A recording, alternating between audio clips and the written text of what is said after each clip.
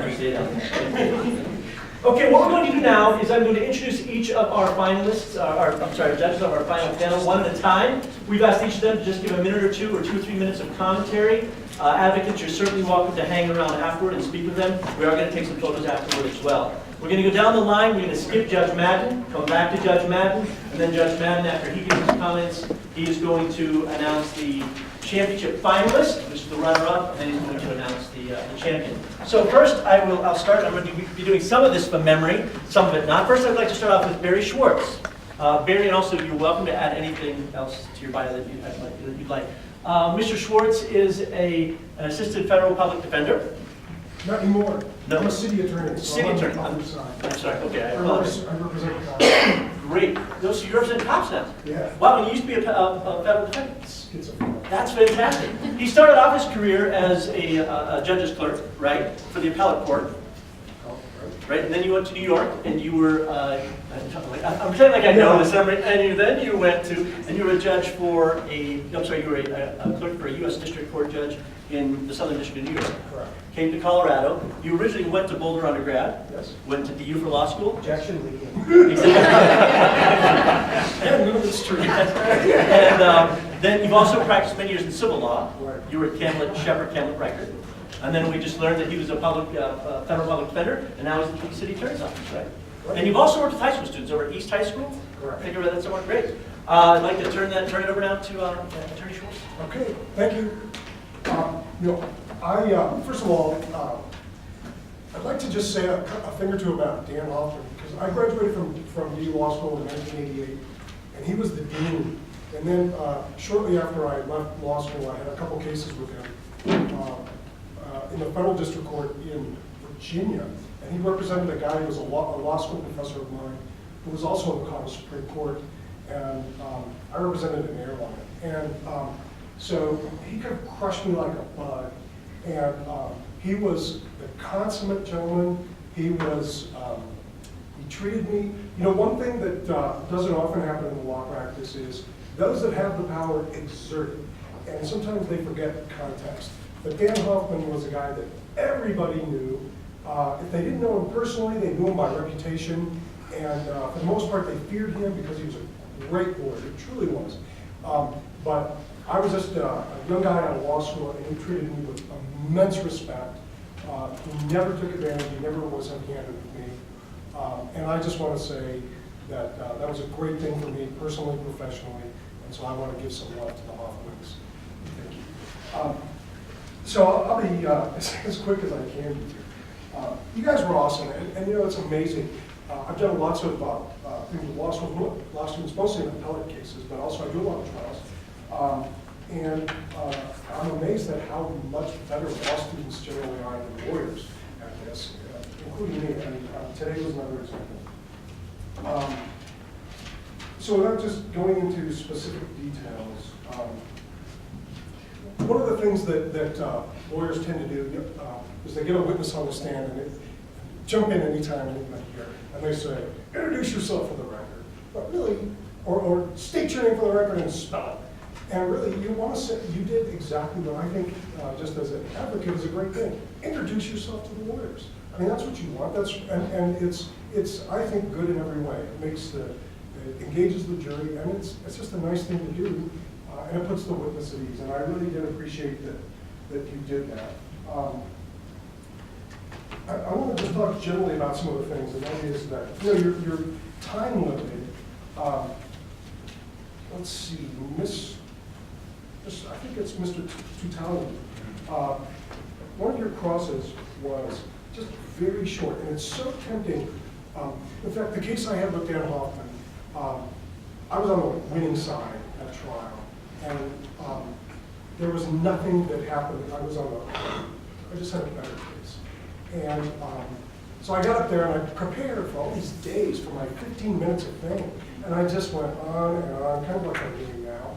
And I realized at some point that really, shut up, man, hit your points and go.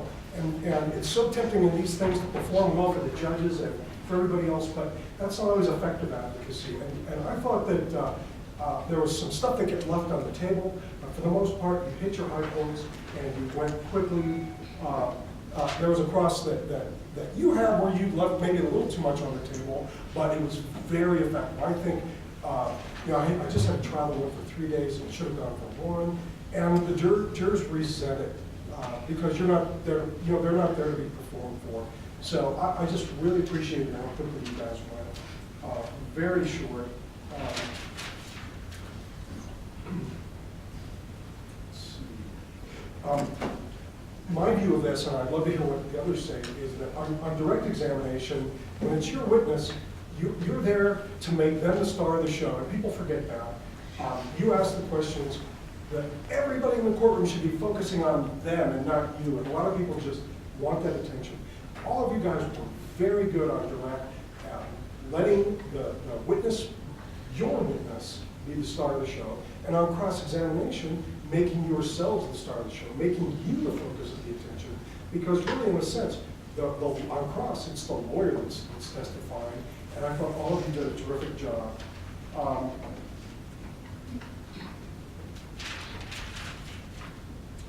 And I'll leave it at that. There are a lot of smarter, more experienced people here. Thank you for allowing me to participate, and congratulations. Next, I'd like to introduce Judge Ruben Hernandez. His honor sits on the probate bench here in Denver. You received, if I have this right, you received both a JD and an MBA from University of Denver. Yes. Correct? That is great. This is also the 3rd year in a row that we've had the honor of his honor judging our championship round. And he also was previously involved with Glenwood Springs, right? High school mock trial program, which is anyone who's been involved in high school mock trial in Colorado knows they're sort of the kings of the castle in that they, 4 years in a row? 4 years in a row, went to national. Yeah, 4 years in a row, went to national, state champions 4 years in a row. Very, very impressive. So he knows a lot about real trials and a lot about mock trials. Your Honor. I don't want to repeat a lot of what's already been said. You guys, I mean, this was so close. I don't know who's going to win, but my score sheet was very close. All of you did all the right things. You kept it interesting. You kept you got the big statement right in front, and then you went back and filled in the details. In your cross-examination, you attacked the credibility and the bias of the witnesses. On rebuttal, you rebuilt them. So it was very, very, very well matched. I can see why you guys made it to the finals. And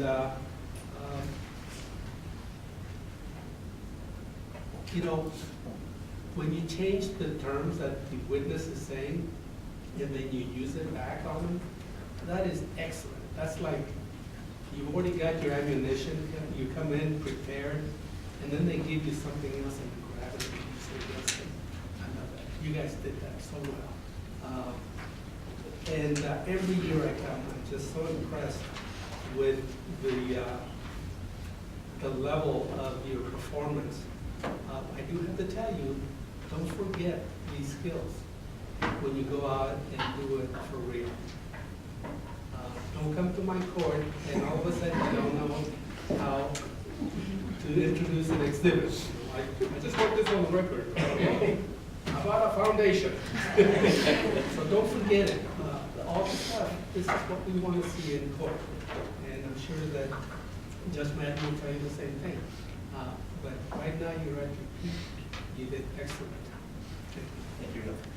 I'd also like to say, I'm really in suspense because I looked at the ballots. I looked at 4 of the 5, and I can tell you that it was a split ballot. It was tied, so I don't know who won either. This is pretty exciting for me. I know. Okay, next I'd like to introduce Cole Wiss. Well, I really want to hear what we have to I'd like to introduce Cole Wiss. Cole is a big-time trial attorney and litigator. He practices in a very specialized and expert area, and I always mispronounce these. OSHA, MSHA, and this is the one where I screwed up here. Is it FMSHA? PHMS? PHMSA? Is it FMSA? FMSA. It's occupational safety. You could probably guess OSHA. MSHA is mine safety and health. And then PMSA. It has to do with Pipeline, yeah, pipeline. Cole is a DU Pioneer undergrad alum. He went on to Georgetown Law School back east. He is a partner at Holland and Hart, correct? And he also, gosh, his resume reads like a gubernatorial candidate. He is on the executive committee of the Colorado Lawyers Committee. He's on the gubernatorial, he's a gubernatorial appointee for the Task Force on Civil Justice Reform. I mean, it goes on and on and on. One of the things that one of my favorites is he also, similar to his honor, Cole has also been very involved in high school mock trial. He has coached Regis High School's mock trial team for many, many years, and also you coached them to a state championship to nationals as well. That's fantastic. I'll turn it over to you. Well, it looks easy trying cases. It's not easy. And you all made it look easy. So my congratulations to all of you for your excellent performance. A couple of comments, and I'm going to direct these to all of you generally. First of all, Judge Madden is a very, very kind judge. You will run into judges who are not so kind. And I want you to remember what he told you at the outset of the trial when you asked for permission to stray into the well. Because he said, please stay within an arm's length of the podium. And quite a few of you, if not all of you, violated that rule at some point. And I can tell you that there are certain judges, primarily federal judges, who would give you a stern lecture in terms of following the court's instructions. So it's a decorum issue, it's a professionalism issue, and also something to show respect to the judge. So keep that in mind. In terms of the exhibits, the jury wants to know what the exhibit is. So take time to publish the exhibit to the jury. I know that takes time away from the presentation in terms of your timing, but it's critical for the jury to follow along in terms of what you're doing in the presentation.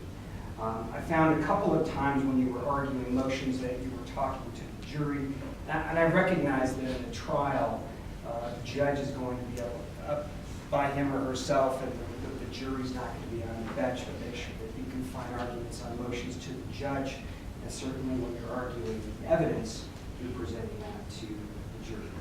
I'm not so sure that the prosecution intended to build the entire case into one of knowing the identity of the victim as being the cornerstone or the critical fact of the case.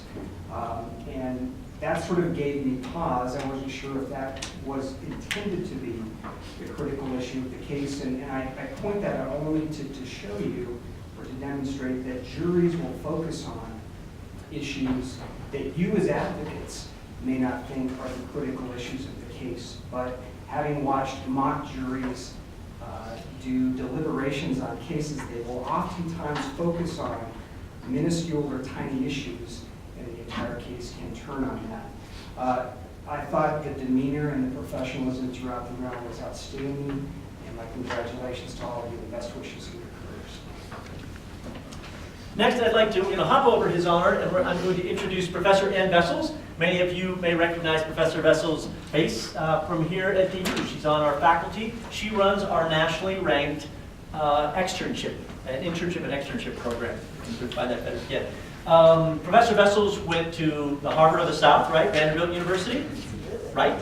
Went to, for college, went to Stanford College of Law, Cumberland Law School, which, for those of you involved in knowing about law school level mock trial, they're great. They are a fantastic program. They win tournaments all the time.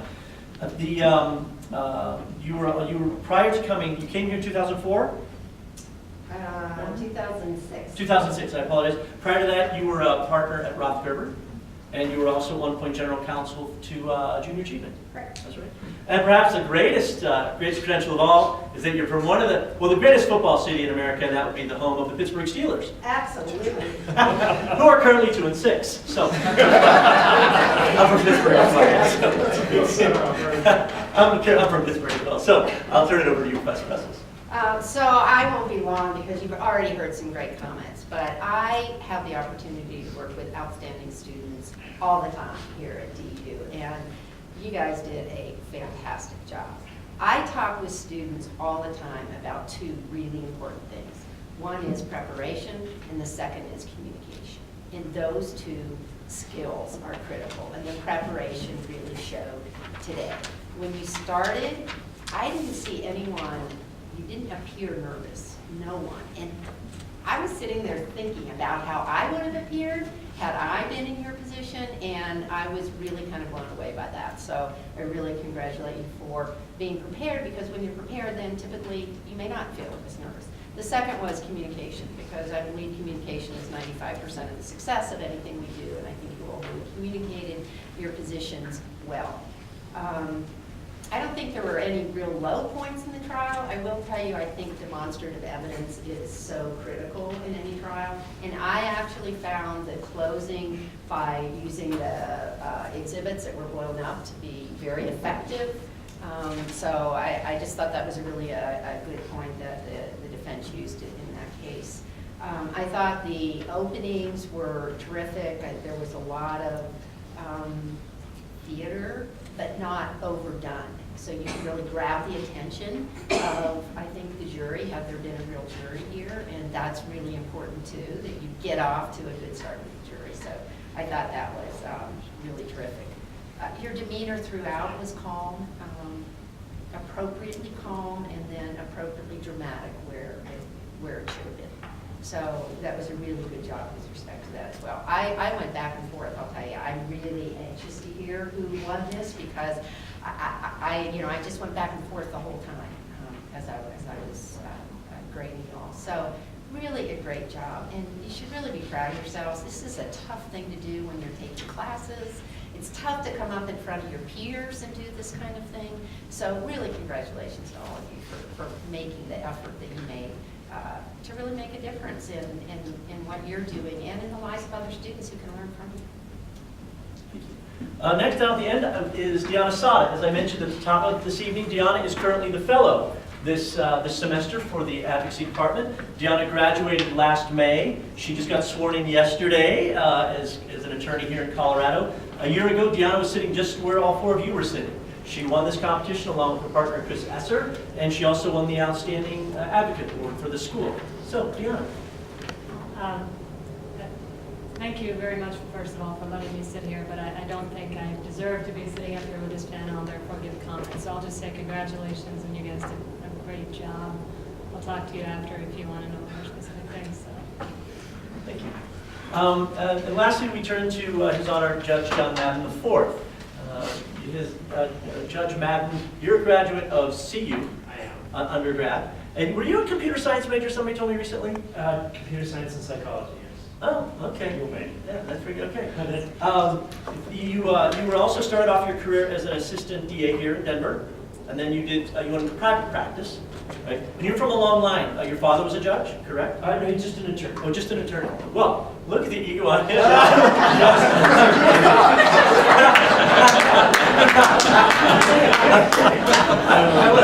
I want to take a moment and echo what Cole said about Judge Madden. Judge Madden, when you're out there practicing, he is one of the kindest, most just professional judges whose court you'll ever step into. You're also incredibly active in high school mock trial. You've written a substantial portion of this year's CBA case, used at the state level. He's also coached high school teams to the state level and the Providence Cup champion, very involved in that. And also my personal thanks, because he's designed a software application that makes running the scoring room in mock trial tournaments very much, literally 10 times easier. So thank you, Your Honor. I'll turn it over to you.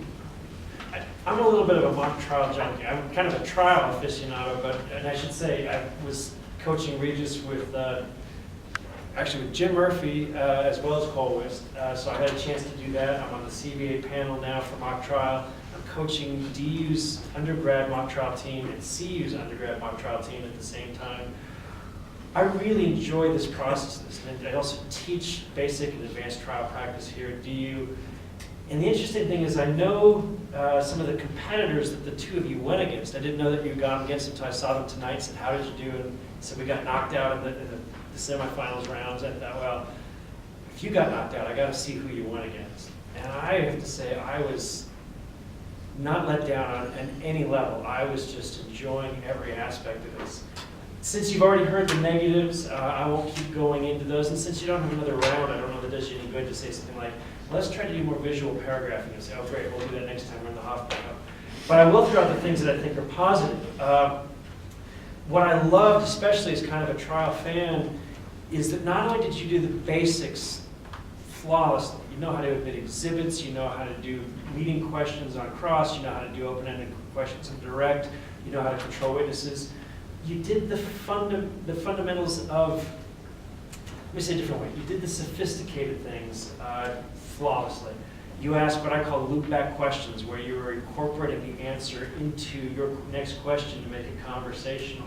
You were putting out those head notes and signposts, and it just flowed to the point that sometimes I'd sit back at the end and think, oh, I just got so into what I was watching, I forgot to pay attention to how I'm going to score that particular round.